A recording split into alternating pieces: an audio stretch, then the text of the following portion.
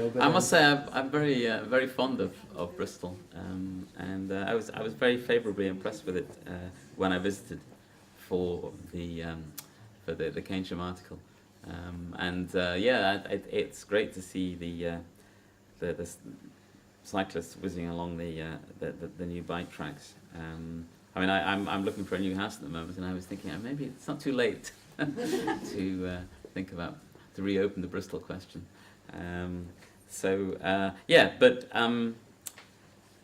that related to Brexit? I don't know. Well, it's skills. I mean, there's a better education system in Europe, is there not? Bristol is heavily loaded with private schools. Surprise, surprise, 1 in 10 children from Southgate, Bristol go on to somewhere.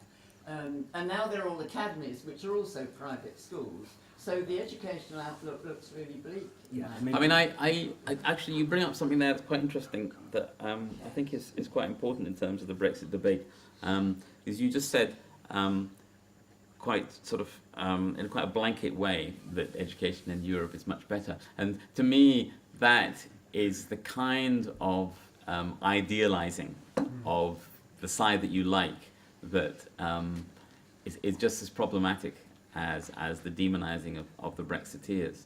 I've had a few letters since the book came out, complaining about this or that, and I've noticed that as these quite long letters go on, the individual tends to sort of work themselves up into a rage about how terrible Britain is, but at the same time they will contrast it with Europe where everything is wonderful, and that's just not true. And I was glad that I was able to go to Poland and talk about the complexity of the issues that they're facing there and their own very Brexity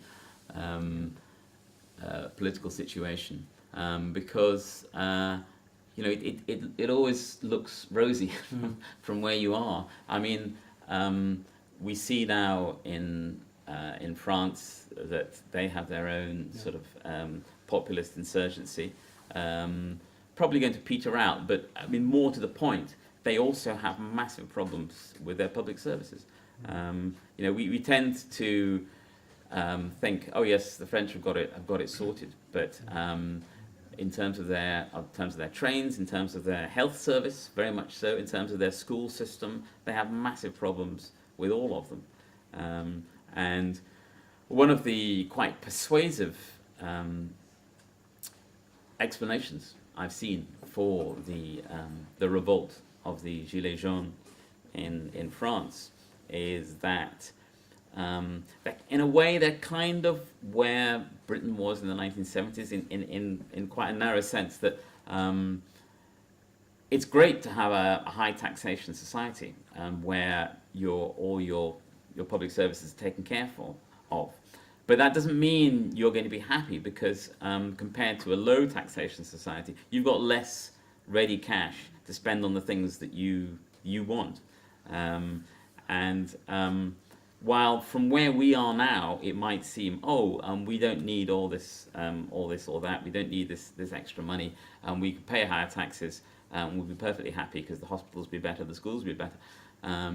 They might seem that, but then there's going to be a whole other set of people. If you switch from public austerity to private austerity by raising taxes to have better public services, then there's going to be a whole lot of other people who are going to be unhappy because they can't buy as many lattes as they used to, and they're going to be deprived of their latest phone.